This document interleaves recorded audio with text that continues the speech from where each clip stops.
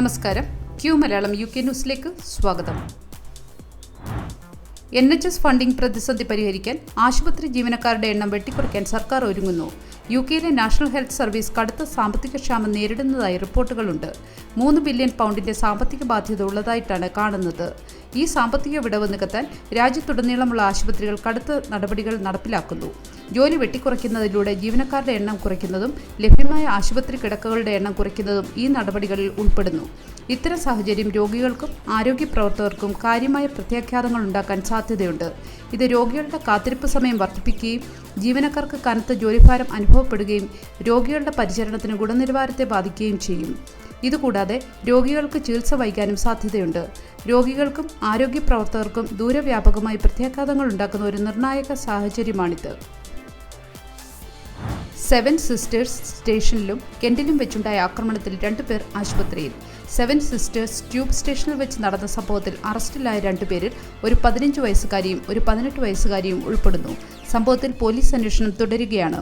ചൊവ്വാഴ്ച രാവിലെ 8:50 ആക്രമണം ഉണ്ടായത്. ആക്രമിക്കപ്പെട്ട ആൾ ഒരു പുരുഷനാണെന്ന് മാത്രമാണ് നിലവിൽ പോലീസ് പുറത്തുവിട്ടിരിക്കുന്ന വിവരം. ഇതുകൂടാതെ കെന്റിൽ നടന്ന മറ്റൊരു ആക്രമണത്തിൽ ഏകദേശം 40 വയസ്സുള്ള ഒരു പട്ടാളക്കാരനെ ഒരു 24 വയസ്സുകാരൻ കത്തികൊണ്ട് കുത്തി ഗുരുതരമായി പരിക്കേൽപ്പിച്ചു. വൈകിട്ട് 6:30 മണിയോടെ ഗില്ലിംഗ്ഹാമിലുള്ള ബ്രോംപ്ടൺ ബാരക്കിനടുത്ത് വെച്ചാണ് സംഭവം നടക്കുന്നത്. സംഭവത്തെ തുടർന്ന് പരിക്കേറ്റ ആളെ ഹോസ്പിറ്റലിലേക്ക് എയർലിഫ്റ്റ് ചെയ്യുകയുണ്ടായി. അക്രമിക്കെതിരെ പോലീസ് കൊലപാതക ശ്രമത്തിന് കേസെടുത്തിട്ടുണ്ട്.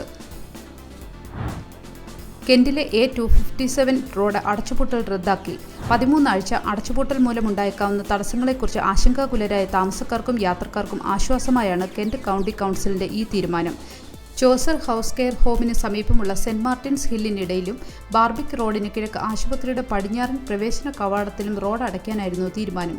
A257 ലിറ്റിൽ ബേൺ റോഡിന്റെ ഈ ഭാഗം ഒക്ടോബർ 22 ചൊവ്വാഴ്ച വരെ അടച്ചിടാനായിരുന്നു ഷെഡ്യൂൾ ചെയ്തത്. വിയറ്റ്നാമിൽ നിന്നുള്ള അഭയാർത്ഥികളെ ബുധനാഴ്ച അവരുടെ രാജ്യത്തേക്ക് തിരിച്ചയക്കും. അധികാരമേറ്റ് മണിക്കൂറുകൾക്കുള്ളിൽ കിഴക്കൻ ആഫ്രിക്കൻ രാജ്യത്തേക്ക് ചില അഭയാർത്ഥികളെ അയക്കാനുള്ള പദ്ധതി ലേബർ ഗവൺമെന്റ് റദ്ദാക്കിയിരുന്നു. മൂന്നാമതൊരു രാജ്യത്തേക്ക് നാടുകടത്തുന്നതിന് പകരം റിട്ടേൺസ് ഉടമ്പടി പ്രകാരം അവരെ തിരിച്ച് അവരവരുടെ രാജ്യത്തേക്ക് തന്നെ തിരിച്ചയക്കാനാണ് ഗവൺമെന്റ് പദ്ധതിയിടുന്നത്. അതേസമയം ഡോർസെറ്റ് തീരത്ത് അഭയം തേടുന്നവരെ പാർപ്പിക്കുന്ന BB സ്റ്റോക്ക് കരാർ ജനുവരിക്ക് ശേഷം പുതുക്കില്ലെന്ന് സർക്കാർ പ്രഖ്യാപിച്ചു. അഭയാർത്ഥി ബാക്ക്ലോഗ് ഇല്ലാതാക്കുന്നതിനുള്ള പ്രതിജ്ഞാബദ്ധതയുടെ ഭാഗമാണ് ഈ നീക്കമെന്ന് ആഭ്യന്തര ഓഫീസ് അറിയിച്ചു. നിയമവിരുദ്ധമായി UK-യിലെത്തിയ വ്യക്തികൾ ഉൾപ്പെടെ എല്ലാ അഭയാർത്ഥികളുടെയും പ്രോസസ്സിംഗ് പുനരാരംഭിക്കുമെന്ന് ലേബർ സ്ഥിരീകരിച്ചു. ഈ വർഷം ഇതുവരെ 15,000-ലധികം പേർ ചെറുവള്ളങ്ങളിൽ ചാനൽ കടന്നിട്ടുണ്ട്. 2022 അപേക്ഷിച്ച് 2023 മൊത്തത്തിൽ കുറവുണ്ടായെങ്കിലും കഴിഞ്ഞ 4 വർഷങ്ങളിലെ കാലയളവിലെ സംഖ്യകളേക്കാൾ ഈ കണക്ക് കൂടുതലാണ്. പാർലമെന്റിലെ ആദ്യത്തെ ടെസ്റ്റ് വോട്ടിംഗിൽ വിജയിച്ച് ലേബർ പാർട്ടി. 2-ലധികം കുട്ടികളുള്ള മാതാപിതാക്കൾക്ക് യൂണിവേഴ്സൽ ക്രെഡിറ്റും ചൈൽഡ് ടാക്സ് ക്രെഡിറ്റും നൽകരുതെന്ന് ആവശ്യപ്പെട്ടുകൊണ്ട് SNP പാർലമെന്റിൽ അവതരിപ്പിച്ച പ്രമേയത്തെ തോൽപ്പിച്ചുകൊണ്ട് ലേബർ പാർട്ടി പാർലമെന്റിലെ ആദ്യ വിജയം രേഖപ്പെടുത്തി.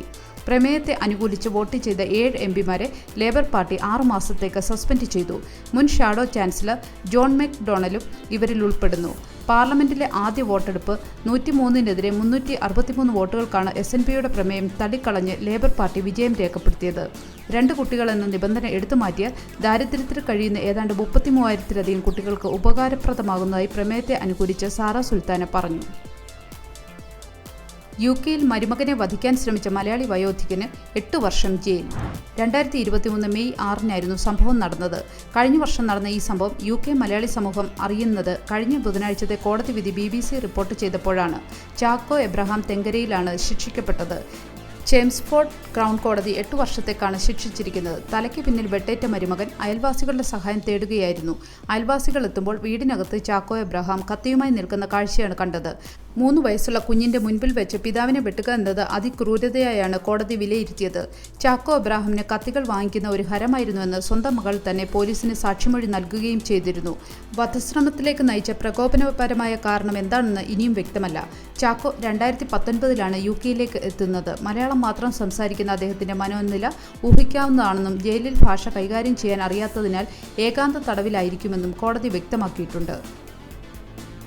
ഒരു നല്ല ദിവസം ആശംസിച്ചുകൊണ്ട് ഈ വാർത്താ ബുള്ളറ്റിൻ പൂർണ്ണമാകുന്നു. ചാനൽ ലൈക്കും സബ്സ്ക്രൈബും ചെയ്ത് പ്രോത്സാഹിപ്പിക്കണം.